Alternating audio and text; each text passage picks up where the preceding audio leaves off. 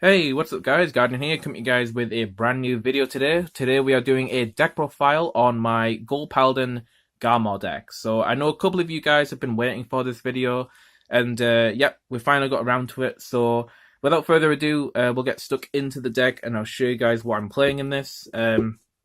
Quick note is that this deck, I'd say this deck is actually a lot more fun than Ezel. The one issue I have with Ezel is that it's very rush based and it wants to end the game quickly.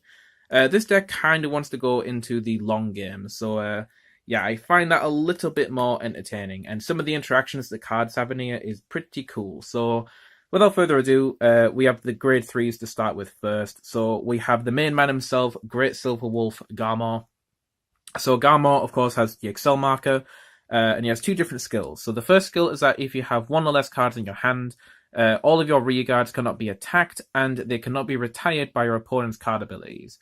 I'll be totally honest, this effect doesn't really come up that often because since you're filling the board quite a lot with this deck, you tend to maintain a decent hand size, really. So one or less cards doesn't really come up that much, but it is worth knowing about just in case, you know, one of your rear guards does end up being attacked and you forget about the skill. So just remember about it, but I'd say that the main skill about Garmore is his second skill, which is when he's placed on the Vanguard circle, you can counterblast one, look at the top 3 cards of your deck, then call one of those units to the rearguard circle, then you put the rest of those cards to the bottom of your deck in any order, and then 6 of your units get 3,000 power until the end of the turn. So yeah, really, really cool. It's pretty much kind of like Vivian in a way. You know, you're looking at the top 3, calling a unit, and then you're getting a small power boost on 6 of your units at minimal. So it's kind of like a miniature Soul Saver in a way, but not as powerful, but the extra 3k actually goes a long way to make your entire board just that little bit bigger, to make numbers a little bit more threatening so that you can attack Force clans and meet their magic numbers. So yeah, Garmore, really, really solid. Really happy to see him again. It's been quite a long time since I've actually had a Garmore deck. I think the last relevant Garmore deck that I played, well, I did play the one from the G era a little bit, but the main one I remember playing was the Break Ride Garmore deck with Liberator Garmore. And yeah, that one was pretty nice. So it's quite nice to see him again. You know, the Great Silver Wolf Garmore, I think the original one was from the old school Gold Paladin trial deck. I think it was the first one that came out. So yeah, nice to see him again as the main grade 3 in the deck. So moving on from Garmore, we actually have the other grade 3 that was with him in the trial deck back then, which is Battlefield Storm Sagramore. So yeah, Sagramore has also changed. He's also got the Excel marker, but his skill is when placed on Vanguard or Rearguard from your hand, you can Soul Blast one to draw a card, and then you call a card from your hand to the Rearguard circle. So really easy, just a simple +1 for a Soul Blast. You do have to call something from your hand, so it's not a plus to the hand, but you are getting a plus to the board, which is what this deck's all about. But yeah, he just helps you with, you know, getting a good amount of units on the field, rushing your opponent, you know, getting some good attacks in, and yeah, he's just pretty solid. And he's pretty much the backup grade 3 for this deck because he's the only other grade 3 we have with the Excel marker. And yeah, the Excel marker does really help with, you know, generating those multi-attacks and getting those bigger numbers out to pressure the opponent with. So yeah, 4 copies of Sagramore. And then the final grade 3 is going to be 2 copies of Max Slash Dragon. I've seen a couple of alterations with this. I know that some decks like to play Gareth in the deck as well, which I kind of understand because if you have Max Slash in the deck, you do run the risk of potentially riding him, and therefore you cannot assist for your better grade 3s in a way. So yeah, but I kind of like Max Slash. I mean, I used it in the first iteration of Gold Paladin with the first build of Ezel, and I really like it. I like the fact that in this deck, especially, Max Slash enables us to do multi-attacks in here, because if we didn't have Max Slash, we wouldn't be able to do that. And I really like it when you've got a Max Slash and you can just, you know, attack with him and then call an extra card out on like an Excel circle to get another beefy attack on the go. So that's really, really cool. And then also Max Slash gets an additional 5 as well, so that's a 17k attack. So I think running the 2 Max Slash kind of goes a long way in this deck. Since we don't have abilities to multi-attack, since we're not playing Ezel in here. So I think the Max Slash goes quite a long way in the deck overall. So I do like playing the 2 copies of him. So moving into the grade 2s, we have 4 copies of Vivian, of course. A very, very solid card. Just gives us a really easy +1. Counterblast 1, Soul Blast 1 when it's placed on Vanguard or Rearguard.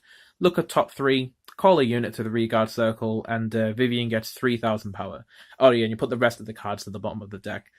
Now, if you're very smart, like one of my friends, Jack, you got big think power, you can use all of these abilities where, like, when you're looking at top 3 and putting the cards to the bottom, you can remember what you put to the bottom sometimes, but I don't have the brain capacity for that, so yeah, I just play the deck as it goes, and I try to remember, but more than likely I forget most of the time, but it's still fine, it works still. But yeah, if you have the ability to remember what the stuff was at the bottom of your deck, do so, because it can actually come up in the late game sometimes, so that's pretty cool. But yeah, Vivian is more or less just a good ride target, as well as one of your other grade 2s as well, but it's, calling units from the deck, getting an easy plus, nothing to complain about there.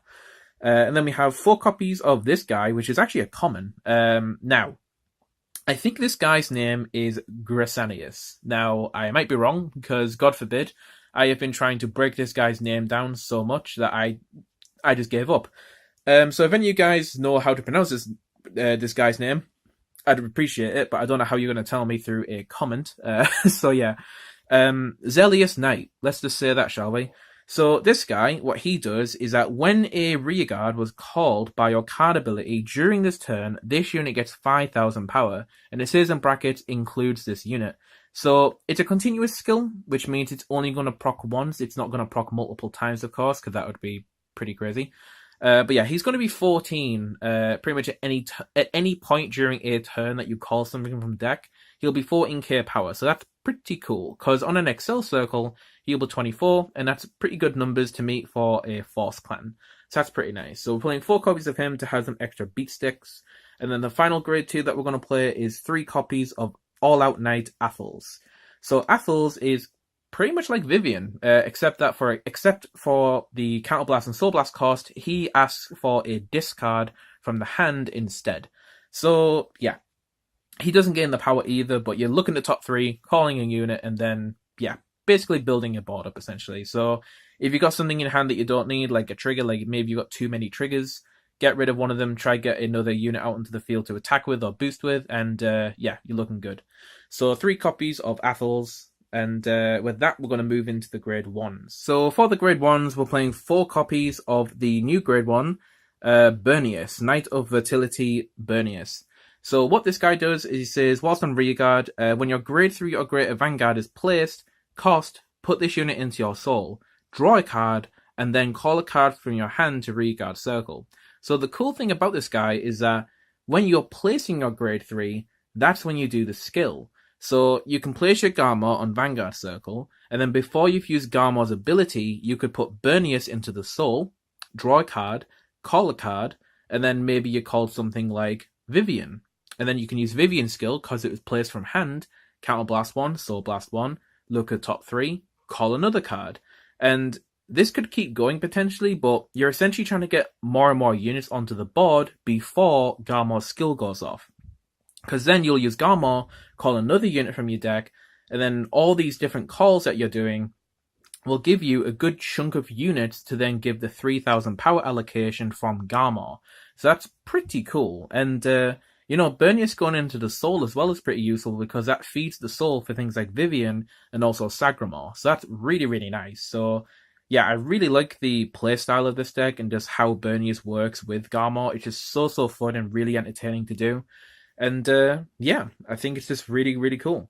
So moving on with the grade 1s, we have 4 copies of Haugen, of course. The cool thing with Haugen in this deck is, of course, he's a good ride target to have if you go second, since you'll get that free potential plus if you want to call the unit from the top of your deck.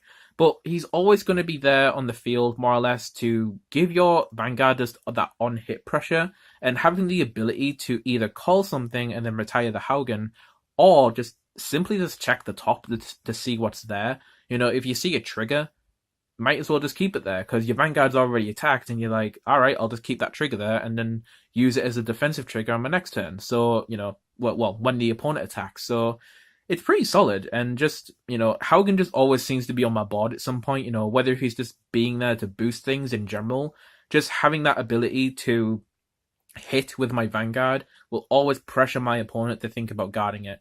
But more times than often, they won't guard it.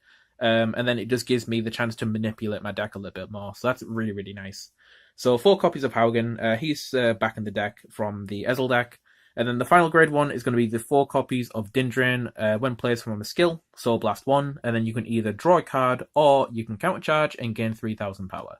So yeah, more times than often. I don't know. I think I go back and forth between those skills. More times than often, I do go for the draw, but at times you might want that counterblast because I mean, there's a few things that do it in the deck with the Max Slash, the Garmore, and the Vivian. So you might end up doing that countercharge at some point, but you've got an option there, so that's up to you. So that's essentially the entirety of the main deck. So next we got the triggers and the starter, of course. So the starter is, as always, with Gold Paladin, Crimson Lion Cub Criff. And the triggers that I decided to go with, I did a little bit of testing with this deck. I have been playing it for a few weeks now. I've got the 4 copies of Dentigal and 2 copies of, I keep forgetting this guy's name, Halnes, I think that's his name. No, sorry, Nalnes. I thought that was a H. But yeah, there's 6 fronts. I quite like 6 fronts. I was playing 4 before, but I definitely think 6 is where I'm comfortable at, because I wanted to make room for 2 copies of critical triggers. I think crits do help a little bit. It gives you that early game pressure to push your opponent for damage. And, a crit could just come up from a Vanguard attack. If they just think, oh, he's running, 8 fronts, actually, I've got some crits in the deck, and I've just critted you for game. So, yeah. I do like crits to come up every now and then, just as a surprise factor, but you could maybe take these out for some draw triggers, maybe, to see more important pieces, things like Garmore, for example, so that you don't get grade stuck, or just so you don't get grade stuck on the Max Slash Dragon. It's up to you on that one, but yeah, I think I'm quite comfortable playing 2 crits in this deck with the 6 fronts, but front triggers, I definitely suggest playing 6 or more, roughly. Yeah. But then the final triggers, of course, is going to be the standard 4 Halo Shield Mark for the draw PG, and then the 4 Elixir Similia for the heal trigger. So yeah, that is it for the Garmore deck. So tell me, guys, what you think about this deck in the comment section below. Like I said, I quite like this deck. I think it's really entertaining.